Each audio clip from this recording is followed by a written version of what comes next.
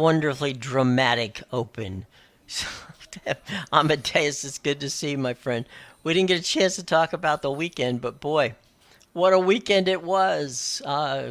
Coach Prime realized that he might have to get a little bit more, few more bodies on the inside to help keep them from, killing his son. It's crazy stuff going on. Great weekend for football, though.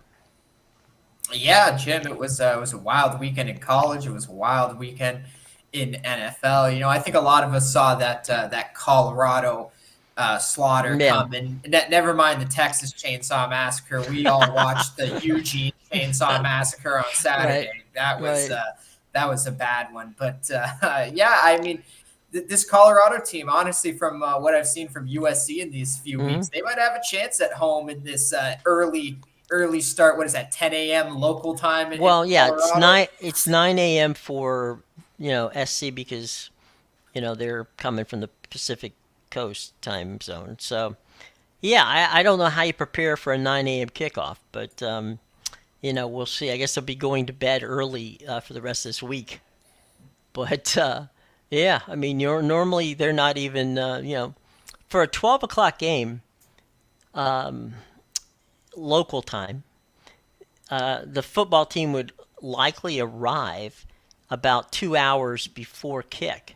So that'd be 10. So they're actually arriving even earlier than they would under normal circumstances. So, They'll be getting their coffee and hash brown on the way to the stadium, Jim.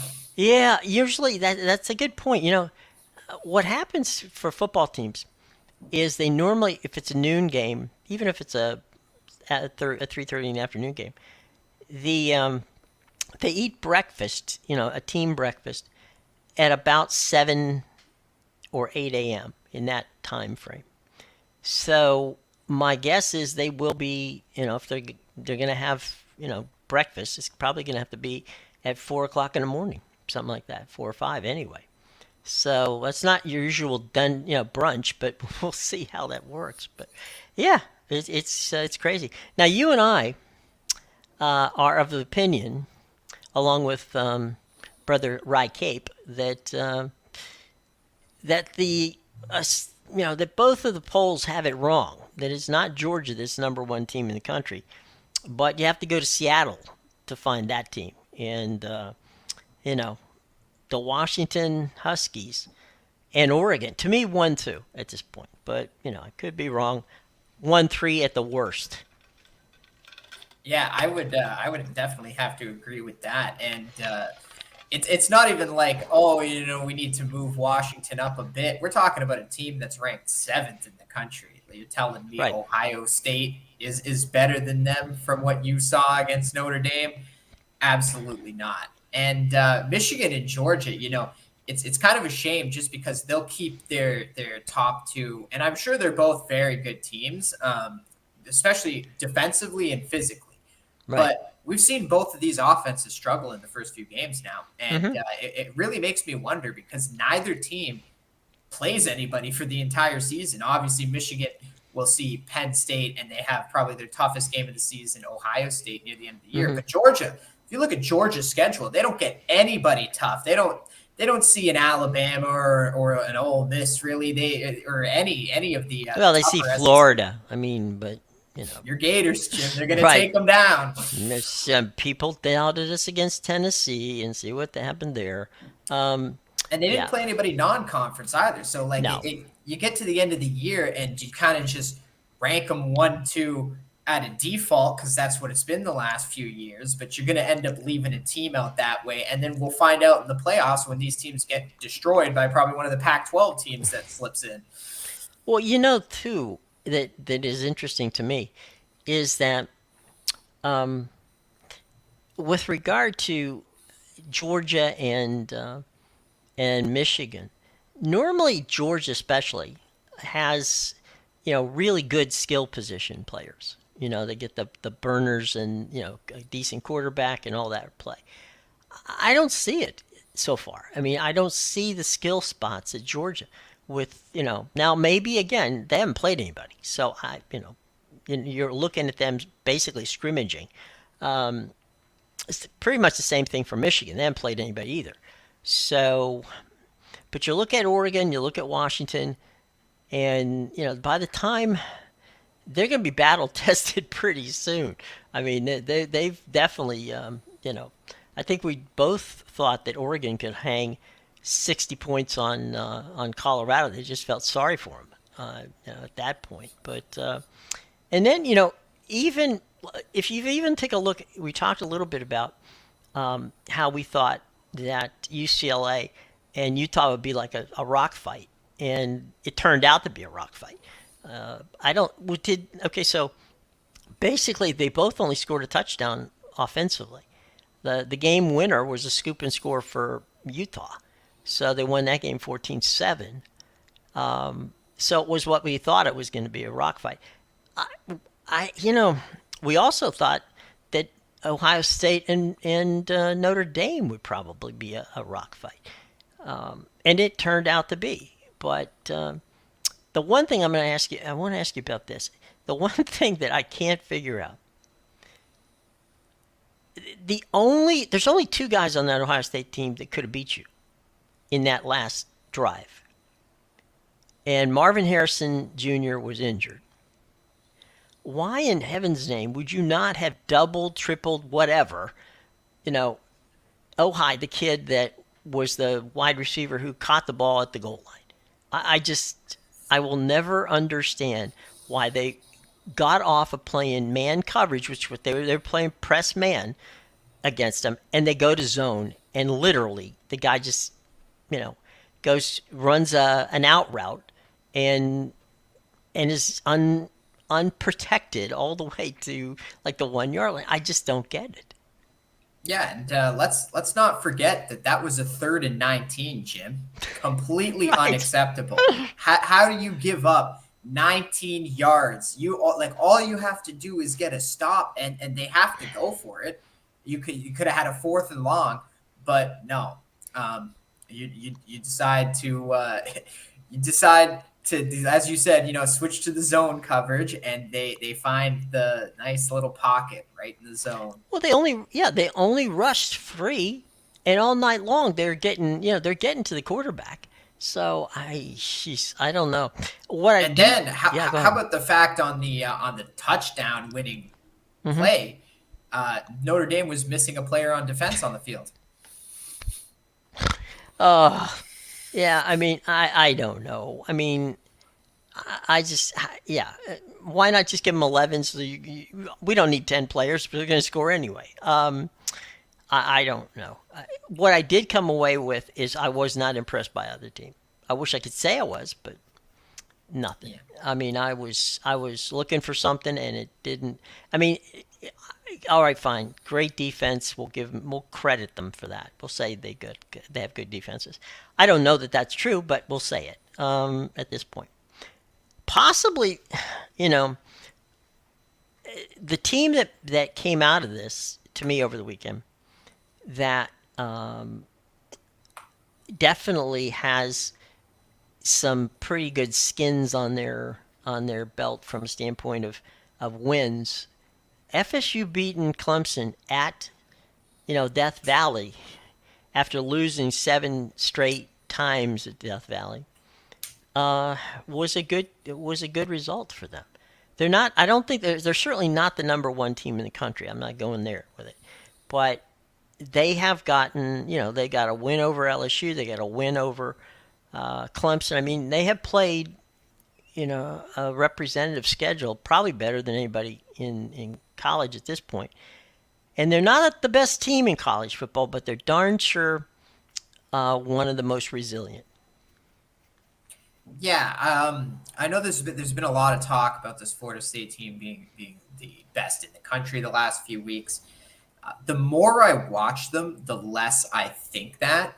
I'm with Mm-hmm. you. I think they're definitely a good team, definitely in the top 10 in the country for sure. But yeah, so there's been a lot of weight on that big win over LSU to start the Mm-hmm. season. But the more I look at that win, the more I say to myself, how good is this LSU team really? And I think we're going to find out a lot about them when they go to Mississippi this weekend and play that matchup. They come in as about a 2.5 point favorite, Mm-hmm. and that's a game I'm not so sure they roll into town and win that one in Oxford. Mm-hmm. So um, I think I'm really starting to think this LSU team's not any good. And you got to Mm-hmm. remember that was a neutral site in Sure, it Florida, was in so Orlando. Yeah. yeah, so Florida State had a bit of an advantage there. Now, I brushed off the close win with Boston College because I said they Mm-hmm. were looking ahead to this Clemson game. Well, they struggled a lot in Clemson. I Mm-hmm. get that. I get that it was in Clemson. It's a very tough place to win. Mm-hmm. But we're talking about a day game. It's not like this was a Right. night game. This was a day game. They Mm-hmm. struggled to win. They actually probably lose that game if that Mm-hmm. field goal doesn't get blocked. And Mm-hmm. um, personally, I the more I watch this Clemson team, the more I think they're not any good either. Right. I wouldn't disagree with that. Terrence, how you doing, my friend? Okay, why do blue blood schools surrender their media rights to the conference? In the future, we will see a change. Schools negotiate their own media rights directly with media companies. Um, you know, Terrence, back when dinosaurs ruled the earth and I was doing these games, teams like we just talked about Florida State, teams like Florida State, we're talking about the pre 90s, okay? Florida State, Notre Dame, Miami, Penn State, all these schools were independents. Okay, they wanted that because they could negotiate their own rights. What happened was the conferences, and this was far closer to do with basketball than it had to do with football at all, is that they went into the detail of deciding that being in a conference was an advantage because they were going to begin the process of a playoff system. At that time, there were three polls, okay, and of the three polls, they would decide the quote unquote mythical national champion, right? So what they wanted was a situation where they would end up with a true national championship, which is how we began the process of the BCS first, and now the CFP, the College Football Playoff. So what happened was they felt like getting into conferences that would be a better thing on two fronts. One, your basketball programs would have a better chance of making it to the NCAA tournament, and then the second and more important thing was that the football would be, you know, potentially in the playoffs because you'd have to be in a conference. Now, we could go the other way, okay, and see teams becoming, and I see this something that as something that may happen in 10 years' time because it's gonna have to take. You got to get out of that contract first. What we may see is college football teams, not but the football teams leaving the conferences and creating what in essence would be a football only division of sports. And I think we're certainly those conferences have to, we're at least 7 years from that, but we may even be 10 to 15 years from that. So I think it's going to happen, but I just don't think it's going to happen soon because at this point in time, the conference situation is good, but the relegation, which Amedeus and I like that idea a lot, is something that will never fly in a big conference. You're not going to get Purdue to not take, even though Ohio State makes more money, and frankly, you could argue that the Michigan, Ohio State, Penn State in the Big Ten, carry the rest of the conference, and that wouldn't be an argument that would be hard to put together. But again, we're talking about traditions here, and if that happens, and I think it really could, I don't see that it can't happen within the confines of the contracts that they're presently under. So those are going to have to expire at least before we see anything like that. But I do think it's going to come.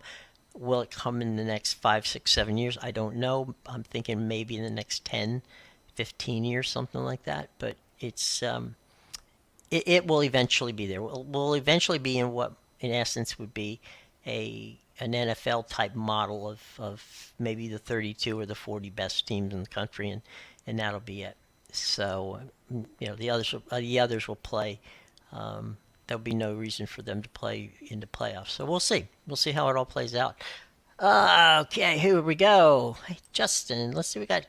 Good to see you guys. Clemson gave that game away multiple times. I still don't think Florida State's elite. I think we agree with you there. I don't Yeah, think anybody's going to argue that point. and that's The why I said I Yeah, don't know if I would put Florida State, right. necessarily in the top four from what I've seen. Uh Honestly, huh. if you want my honest opinion here, I think Duke might be the best team in that conference right now. And Might be. if you don't know Riley Leonard's name already, then you better learn it because Riley Leonard is the real deal. That guy is a good quarterback. Well, Riley Leonard is the guy who walked into Mike Krzyzewski's office and said, "I'm here. I would like to play." And Coach K decided that might be better off having him as a football player. And I'm pretty sure that Duke is really happy that they've decided that Riley is not going to play basketball for Coach K. He's going to play quarterback for the Blue Devils. And who would have thunk it, right? That Duke, out of all Well, these apparently schools, Coach K can coach football too because now yep, you just made Duke a football school. that's right. And well, he's not coaching football anymore, basketball anymore. So That was that's his going. goodbye present. It was. What do we got here? Does the Big 12 reportedly not have much leverage with withholding to withhold Texas? Is there really believe it's possible crack in the ACC? Grant Rice. Uh, hmm, Let me look at that one more time. Does the Big 12 reportedly not have much leverage to withhold payouts?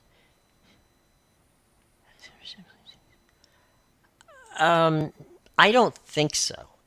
Um, from a business standpoint, you got one versus two here. You've got two different things. They're not apples to apples; it's apples to oranges. The the payout of the money has to do with them leaving the conference. Okay, so they paid in $100 million to the conference. So I don't think that the grant of rights of the ACC, which is goes through 2036, is as if it were that crackable, I think FSU and Clemson would have figured out a way to get it to break it. At this point in time, I don't think that necessarily is where it is. Let's see what you got there. View the fact the ACC used its grant of rights. Um, that grant of rights. I think again I don't. Well, two things. One, the Big 12 grant of rights. There's no, let me see. There's no uniformity in grants of rights. Okay, grants of rights is each conference has its own formula for grant of rights. So the Big 12 conference has a grant of rights. Is it exactly like the ACC? No. Is it kind of like the ACC? Yeah. I mean, they're all going to be relatively close, but they're not exactly the same. That being said, the negotiation of how much money was going to take OU and Texas to get out of the Big 12 turned out to be approximately, give or take, $100 million.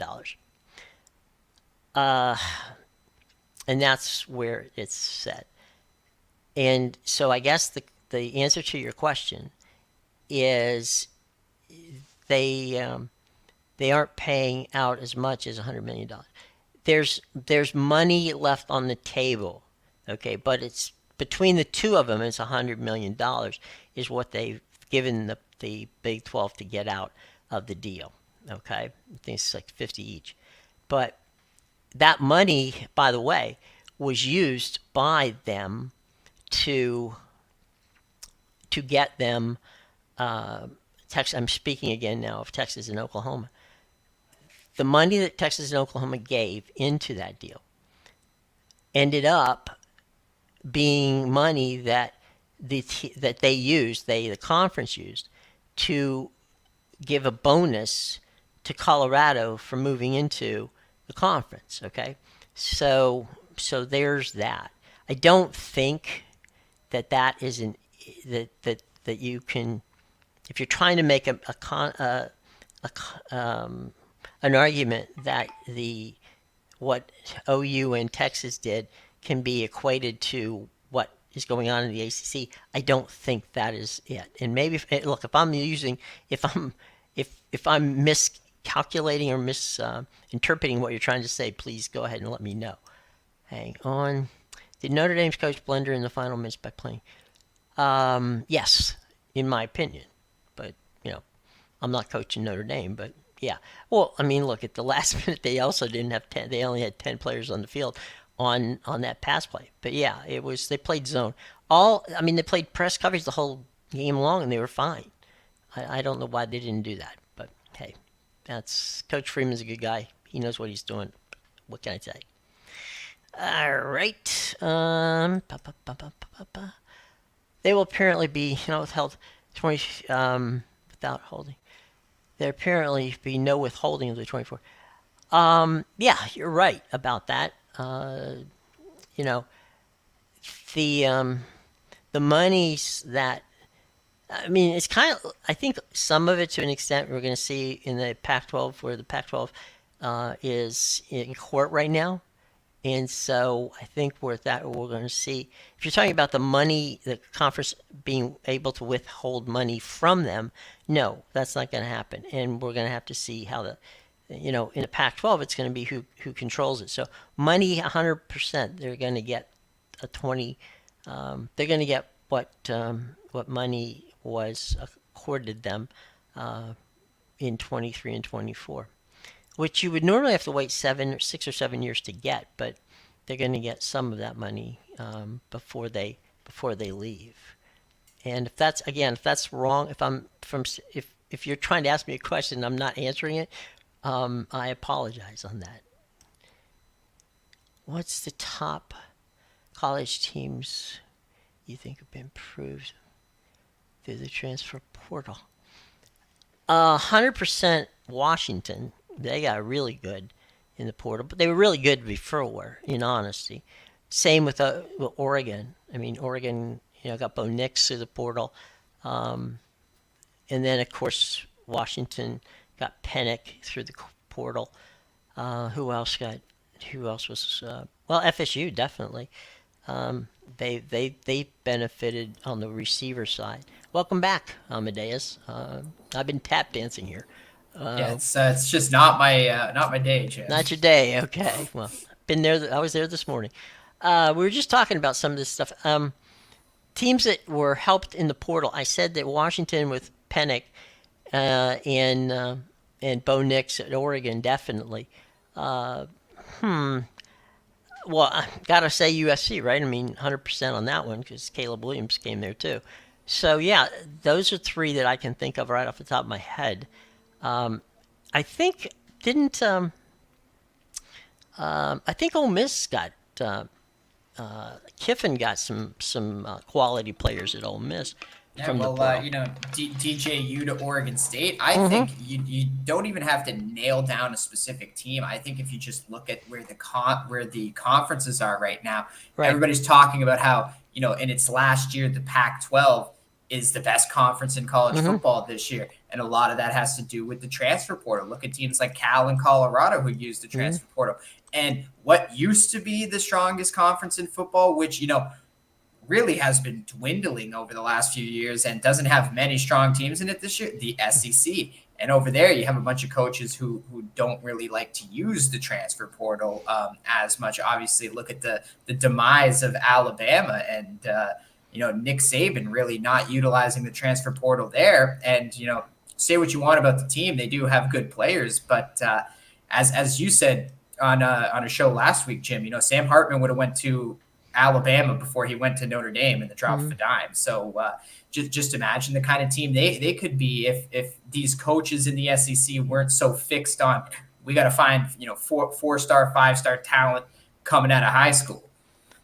I would agree with the statement you made there on the Big 12. You're right. I think the Big 12 would have had a louder response from the other members had that been the case. So yeah, I 100% agree with you on that. But it sounds like league presidents were advised it would be tied up in court forever. Again, you're right. There's one great thing about legal situations: they can drag it out as long as they want to. which is one of those basic tenets of the legal system, which is not necessarily a bad thing, but in this case, depending upon who wants the money, it could be a bad thing. So they would have negotiated it out anyway. But anyway, uh, let's see. A couple of really interesting things. Amazon had on Thursday night's game with the 49ers and the Giants, had their best streaming numbers. The interesting part is if they were linear, in other words, if they were a broadcast station or even cable channel for that matter, they would have won the night. So when you get a streaming service that wins the evening, you're doing okay. The number, just for purposes of grins and giggles, the number that they hit, which was 16 million, was better than Game 5, which was the final game of the NBA playoffs this past year, and also better than the championship game in NCAA college. So just gives you an idea of how the power of the NFL and the power of Amazon has shown people how they they can stream TV, and it's becoming a much more accessible situation in that regard. So there you go on that. What else? Oh, how could I apologize 100% to everyone. The story of the weekend was Taylor Swift and Travis Kelce, and I blew it. I didn't come with that from off the top. Yeah, I don't even think that's the story of Sunday, Jim. I'm sorry? I don't even think that's the story of Sunday. Yeah.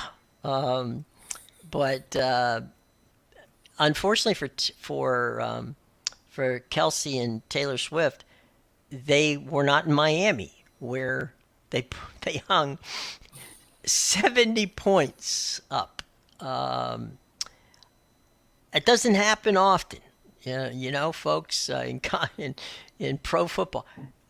You know, do you realize? How hard is it? How hard is it to score 70 points in an NFL game? That's just stunning to me. Because of the way the game is paced, so that it's not as slow as a college game. But man, oh man, 70 points put on Tua and the boys. That probably didn't hang with Sean Payton well. But what are you gonna do? You can't stop him. That's for sure. Clearly. But Yeah, that's something where I think Tua forgot he wasn't playing at Alabama this weekend because those are the kind of numbers I would expect from him with the Bama boys, not right. not the Dolphin boys, but yeah, that definitely the story of the weekend was that game. And as you said, how do you even score 70 points in an NFL game? They scored 14 points in every quarter, and really, you got to put some credit on the defense too, because you need turnovers to get that many points. You need turnovers, you need short fields, you need 3 and outs. There's no other way to do it. Well, and what was it? Denver scored 20 points in the game. So 90 points. There's 90 points in that game. We can't even get 40 in these primetime games. Right. We get 90 points between the Broncos of all teams and the Dolphins. Right. That wasn't one of CBS's big games. They probably would have wished they would have been. That's what we saw there was record-breaking stuff. And it's,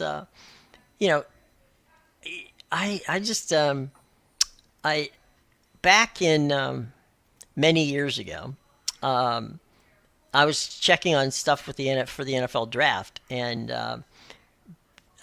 Mississippi Valley State had a game where they scored 87 points, and so I just wanted to make sure that they scored 87 points, because that was back, before Sports Center and all the other situations where everybody had video on games. So I called the coach at Mississippi Valley State, who was a very polite guy. He didn't. Yeah, I actually called the SID's office and I got the coach. So there you go. Anyway, uh, I asked him, "How did you score 78 points?" He says, "Yeah." I said, "How did you do that?" And he said, "Well, basically, we scored every time we had the ball, and we scored every time they had the ball." So that's one way of doing it. I don't think that was, I mean, the situation with Miami. As we jokingly said, if you had Miami and laid 50 points, you still got pretty well. But yeah, I wonder what was. Well, don't worry. I was going to say wonder what the over under was on that game, but I guarantee it wasn't. That wasn't 90 points. I don't think Yeah, that no, was you know a situation. I don't think I've ever seen 90 points in an NFL game. As an over under.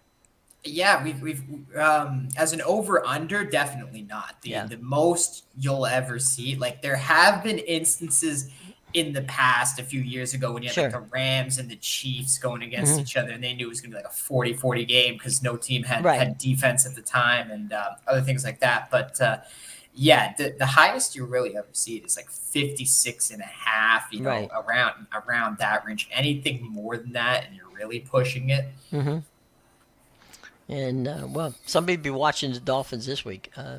It's kind of like those situations where if you're a baseball fan or a football fan, and they'll score like 70 points, or they'll score, like in baseball, they'll score like 10 or 12 runs, and you're saying, all right, now tomorrow they'll come out and they won't score maybe one run or two runs, or in the football situation they'll get one or two touchdowns, and you'll just go, how is that possible? But it's possible, and it is what it is. But um, the interesting part is how this whole thing shakes down, and I think that we'll have to see. But certainly, you and I were on Miami saying we thought Miami was going to do well, and they did it. They did it right. So Yeah. we're on Miami, and glad to see that that the Dolphins are listening. But man, that's a lot of points.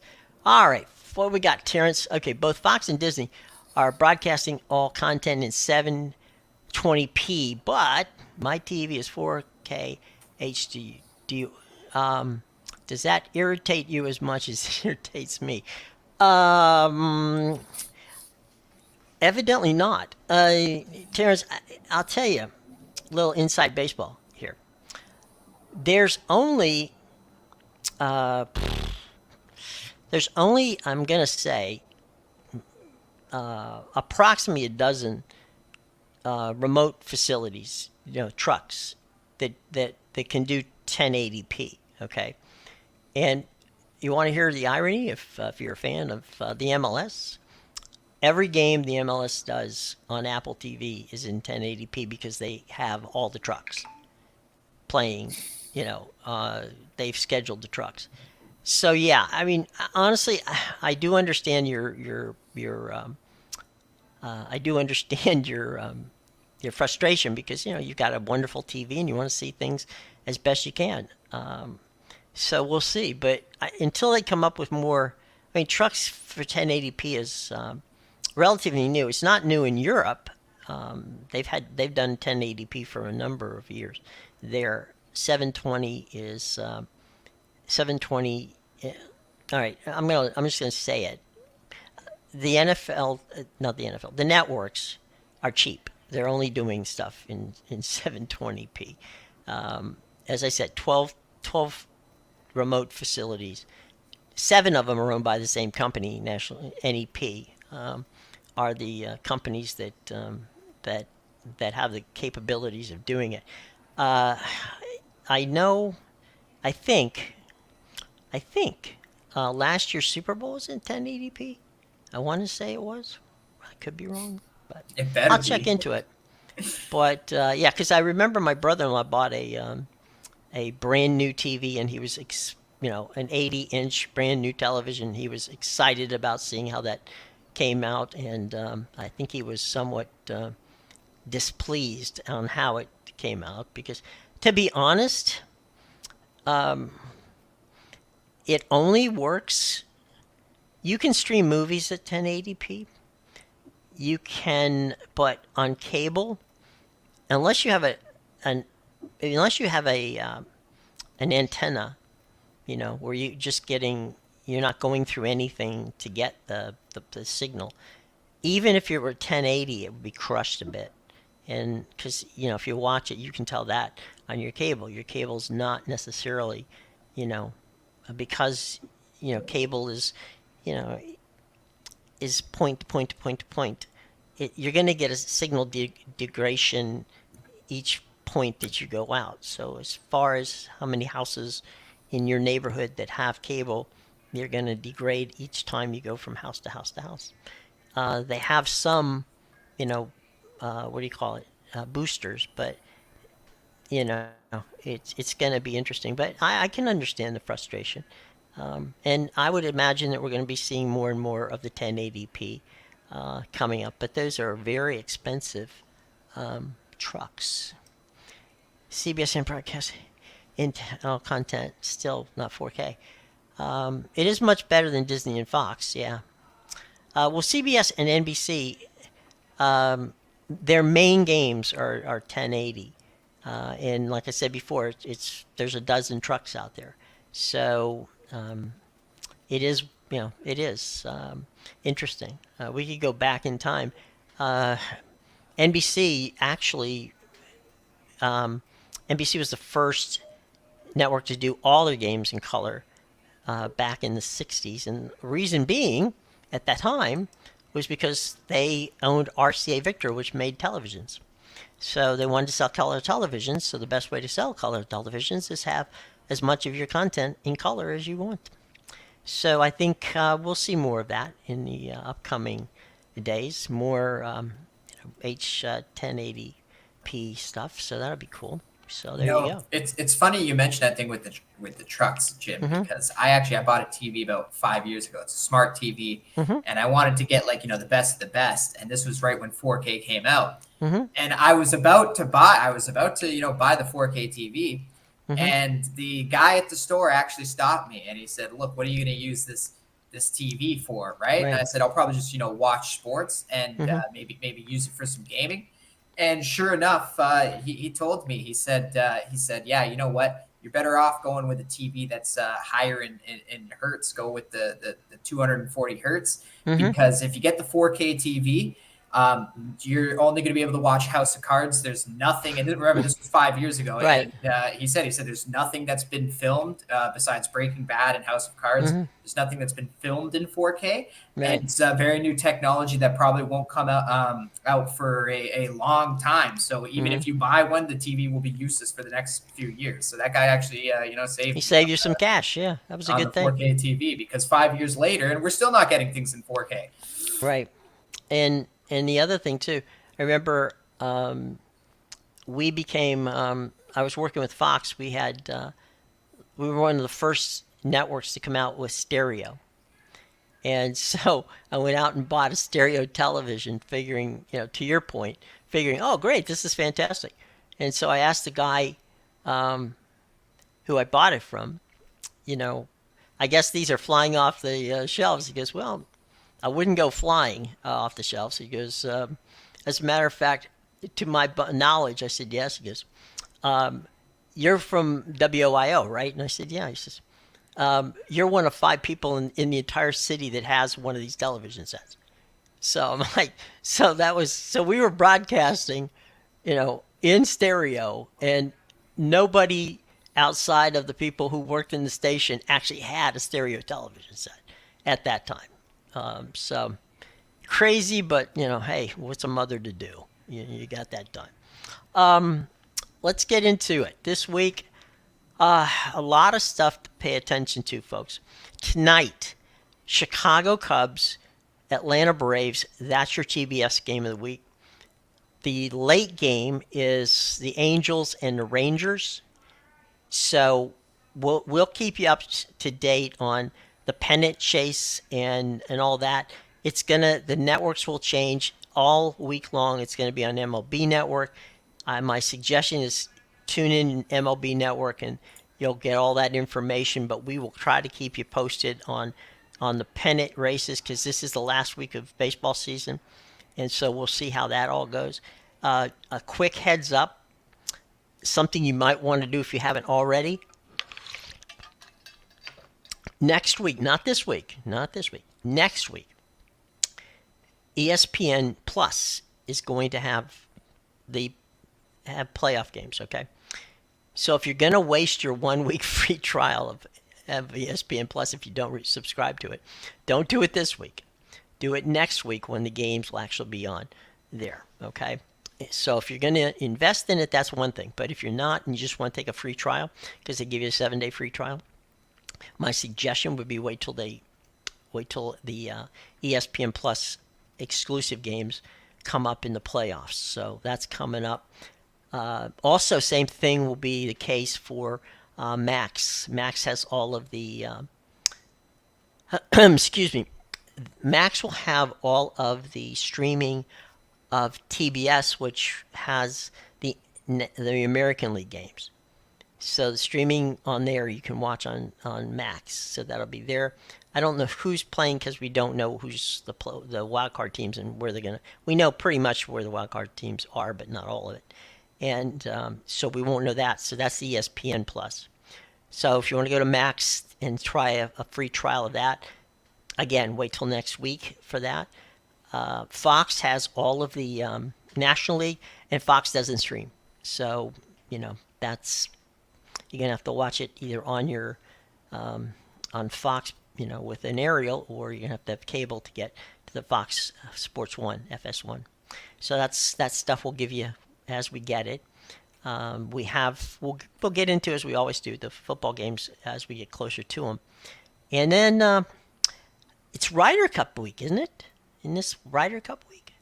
Yeah, I've been seeing the commercials, so it's got to be right around the corner. I don't know about you. I'm a fan of that. I like the team golf concepts in that realm, not the live team golf, but I do like the Ryder Cup. Apparently, the Ryder Cup teams feel the same as you do. I'm thinking, yeah, but just saying. We had the Sodcom Cup last week, which was entertaining if you're a golf fan. And so this time it'll be the Ryder Cup. And the U.S. and Canada has not, been up to the task lately, and that's why the tournament will be played in Rome. Now, I don't know about you, Amedeus, but if it were me, I wouldn't be. If I was on the Ryder Cup team, wouldn't hurt me to go to Rome. I'd be okay with that. So, I'm down with that. If they want to send me to Rome, I'm good with it. Yeah, definitely not a bad location to go. I've seen the course. The course looks pretty nice too as well. So I like the course.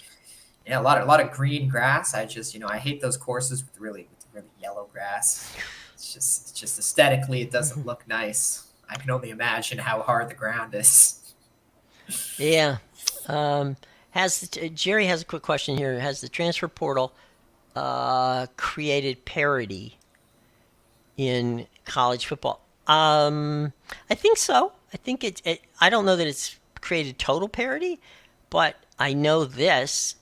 Here's what it's done, Jerry. In my estimation, I want to get your input, Jerry, and also, of course, Amadeus. Anybody else who wants to put in their 2 cents. I think what the transfer portal has done, it has taken, and we saw this with Alabama, seen it to an extent with Georgia and others, not just them, Ohio State, Michigan, name your blue blood teams, whatever. Normally, they would have amazing depth. So, like, I would have to sit in line. I'm a great running back. I was recruited to Alabama, and I just may have to wait my turn to get my slot. That's not the case anymore. With the transfer portal, what it has done is it's taken teams where they have, a guy who feels like he should be starting someplace, but he's not. And he'll go and he'll find an offensive coordinator, because that's mostly what they're looking for, is the offensive coordinator that runs a system that best suits their needs. And that, I think, is what it's done. It's taken away from the blue bloods who may have had a very deep bench, and now it's giving them some really good talent, and you're getting to see teams like Tulane and I'll even go with my USF Bulls. I mean, this weekend, they put 49 points up there with Alex Golish, and Alex, really did an outstanding job in the portal. Tulane did an outstanding job in the portal. So there's these G5 schools that are taking guys from major, programs and reestablishing it. So I think that it's to an extent, yes, parity. But what I think it's really doing more than anything is it's giving players an opportunity to play and start where they may not have gotten that same play and start and success, frankly, than they would have gotten other places. So that's what I'm thinking, but that's just my thoughts. What are your thoughts on that? Hey, got anything thoughts on that, Amadeus? Yeah, I would definitely say there's a lot more parity, and obviously, not with every team, right? But Mm-hmm. with a lot, even with a lot of the bad teams, like Mm-hmm. look at Vanderbilt. They're not going to compete in the SEC. They're a lot better than they used to be, and I think there's a lot of teams like that. Like look at Colorado and Cal. Mm-hmm. They're a lot better than they used to be. And again, Stanford. Yeah. yeah, and the Pac-12 was one of these conferences we said really benefited the most probably from Mm-hmm. the transfer portal because all these schools wanted to leave now, so they all went out there aggressively in the transfer portal to beef up the teams, and now all of a sudden we have a conference where you're not going to get a 1-11 team. You're not going to get Right. an 0-12. Well, maybe Arizona State with You may end up with a two loss team that should be in the playoffs. Yeah, 100% because obviously you have some giants at the top there like Mm-hmm. Washington, Oregon. Mm-hmm. I mean USC maybe if they fix their defense, but Well, in fairness, even Utah. I mean, they yeah, haven't had that Cam was the next Rising. team I was gonna say. They haven't had Cam Rising out there, and their defenses, balled out. I mean, they really have balled out. Um, Jerry, you were talking about the Fox station. I don't know where you live, and it's none of my business where you do, but I would absolutely get in touch with Fox, with the local station.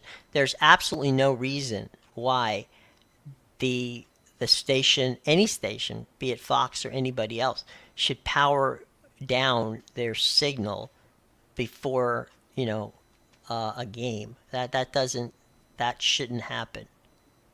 I live in the LA area. Many affiliates are currently broadcasting the same content in 4K. Those include.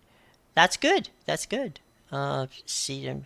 Okay. You got my old station out there, KTLA, Channel 5. Alumnus of that group.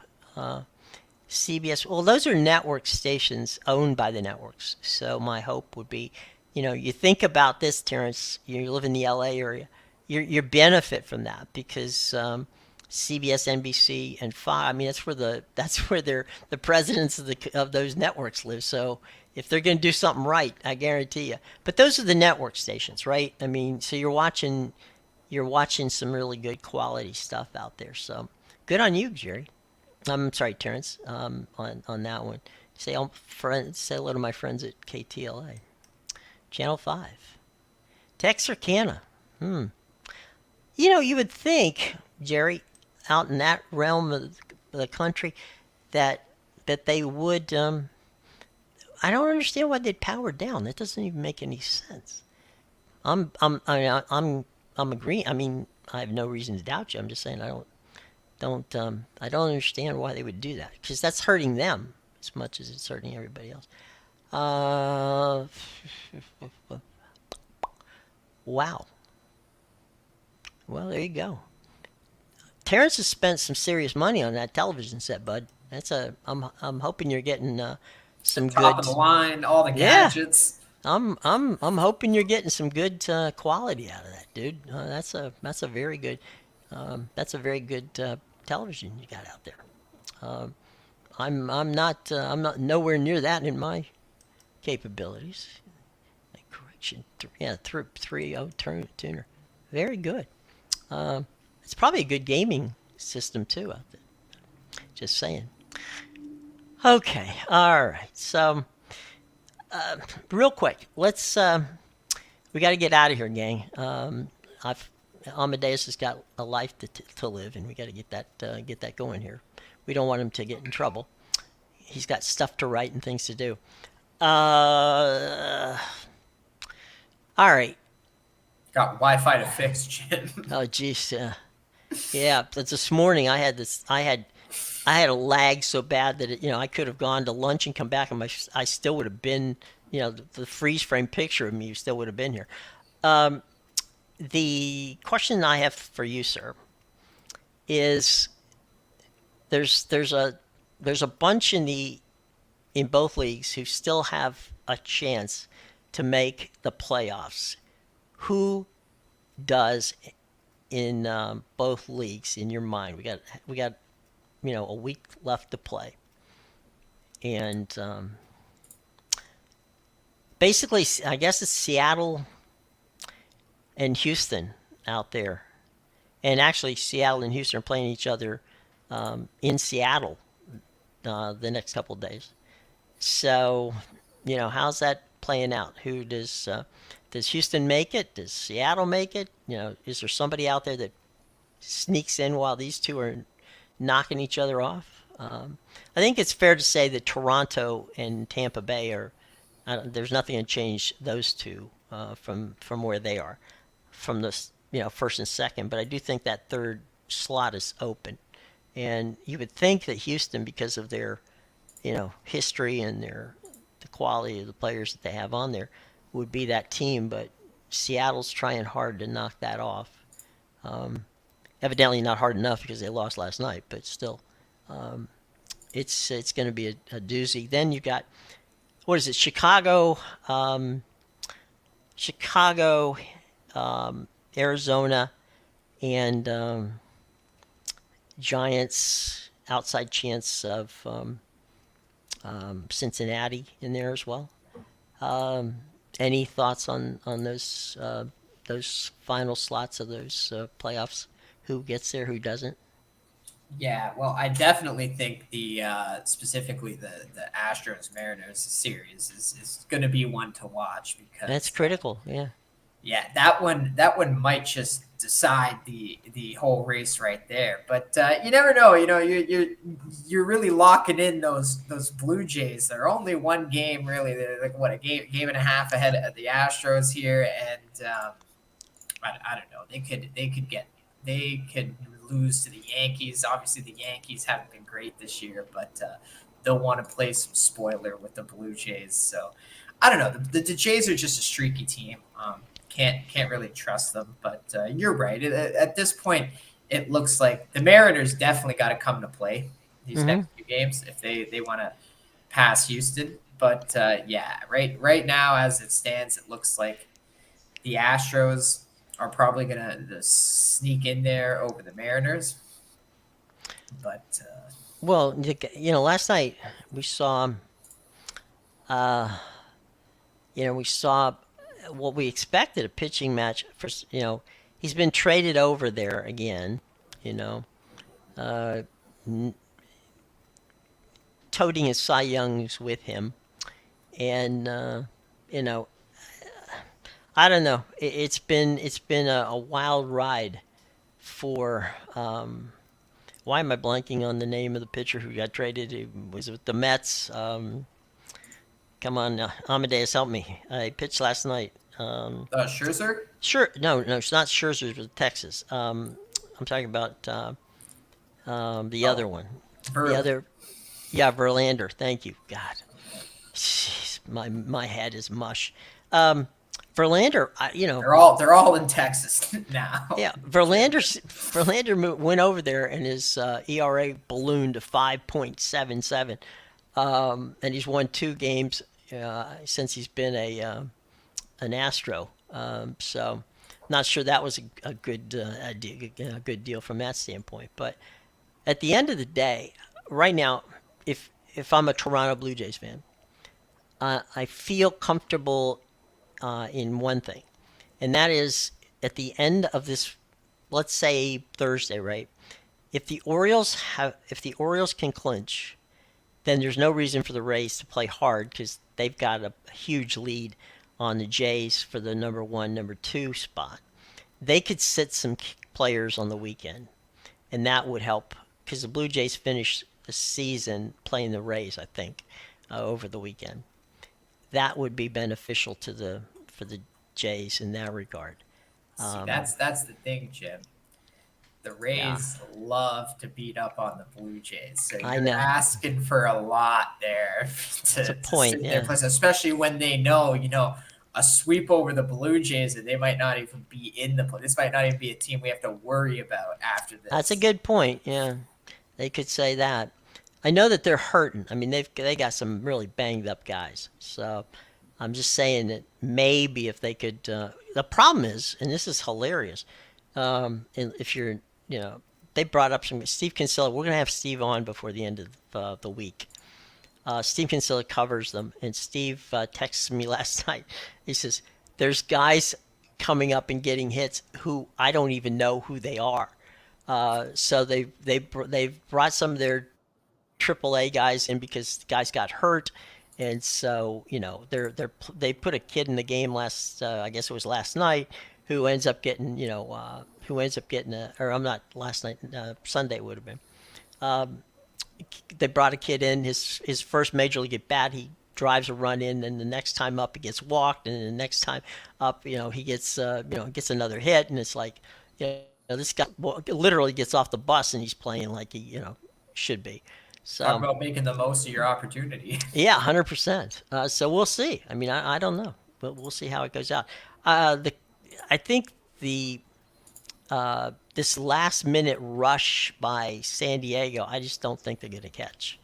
I mean, it's just that's way they're 3.5 games out, and that's a long way to go when you have to jump over three different teams to get there. So, you know, they they underachieved, other than Blake Snell. They should have thought about this earlier when they were sucking the entire season. Well, I mean, we how many times did we say that they might as well just trade Soto and some of these guys and get something back? They didn't. Now he'll walk unless he gets a pillow contract for them. From that standpoint, one last thing about the baseball, there was some talk, and I think we even brought it up last week, that Mike Trout might want to trade to go somewhere else. Well, that was short-lived. He and Artie had a confab, and so We need to sign another 5-year extension. yeah, he now owns the team. So The yeah, Tom Brady of the Angels. right, exactly. So anyway, he and Artie are made up, and he says that he will be in an Angels uniform next season, which it doesn't surprise me. I mean, whose other jerseys going to be He'll wearing? be, he'll be in an Angels jersey, but watching from the sidelines Yeah, whenever like he gets usual. injured again. Yeah, he'll hurt himself in spring training. Um, Look, I wish him all the best. I would love to see Mike Trout. I'd love to see the Angels in the playoffs. I mean, an entertaining little team. Problem They is they don't had a have pitching. chance halfway through the season. Really at the trade deadline, they're right there. Yep, They and they didn't just do anything. dropped the ball. They didn't even trade. I mean, that would have been okay if you're going to be a buyer, right? The Mariners And gave away their closer, and they did better. um, they should have given away. That would, if you know what, they could have traded Otani, and maybe that would have been the thing, right? Trade Otani and then makes the playoffs. That would have been something to watch. But what are you gonna do? Well, there's no football on tonight because it's only Tuesday, uh, and so we got that. Last night was not a good night for the Buccaneers. Buffalo played as expected. Or Philadelphia played as expected in that game, and the Rams, also had an interesting evening. So, anything what's coming up tonight that you're gonna pay attention to, and we should go down in our little show notes and check out from you, Amadeus, today. Yeah, so you can get my plays at bigal.com, pickadvisor.com, and the insidersroom.com. All those links are in the description except for the insiders room. We will that one will be there Soon. soon. It's like I said, it's still a new site, but yeah, go check out my picks there for tonight. All I really have is Copa Sudamericana game of the month. I had a French league play that's kicking off right now, and you can get my NFC North game of the month for Thursday night's NFL game, which is Aha. already up. So big big Lions Packers showdown, obviously. So yeah, go check that out. I'll have plenty of college football and NFL and soccer up for the rest of the week as well. What is it? Insiders? TheInsidersRoom.com. The? The The. yes, Okay. the is important. Gotta get the in there. Okay, hang on a second. Insider's Room? Yeah, theinsidersroom.com. Okay, well, ask and ye shall. Let's see if this is. Did we Perfect. spell it right? Yep, you can Okay. just Well, you can't click on that, but just cut and paste it.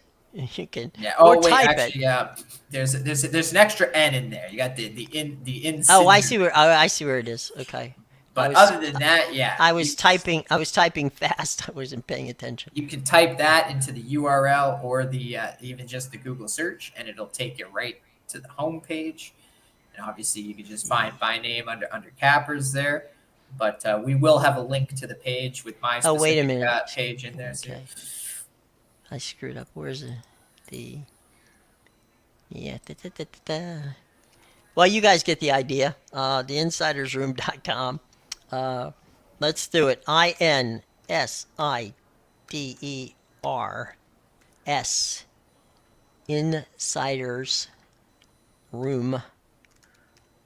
insidersroom.com. Did I misspell it again? I don't see two N's. Where's the insidersroom.com? Let's take one more look.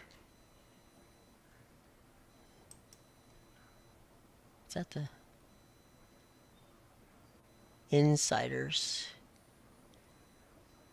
insidersroom.com? Is that the right spelling? yeah, just got to add the, and then Oh, that's oh, oh. your. The. Okay. The at the beginning, of course. And for those of you at home, there we go. Let's see if this is right. Theinsidersroom.com. Ba-ba-ba-ba-ba-ba. Yes. Okay, cool. So Then go check that's, that out. yeah, go forth and enjoy. We want you to use it, put it with everything, bookmark it, use it often. And our buddy Rye Cape, you said, is there? Yeah, he's on there. And anybody else we know? Yeah, just a few of the other people I've mentioned before. This bunch of great handicappers on there. So go check it out for sure. Yeah, enjoy yourself. This is, we want you to have fun. We also want Amadeus to get a chance to have you guys as a customer too. So there you go. All right. Well, that's gang. We have had a long day, and let's move on. And I hope that you had a great day. We've had a lot of fun talking with you, and we'll see you again tomorrow at 2 o'clock.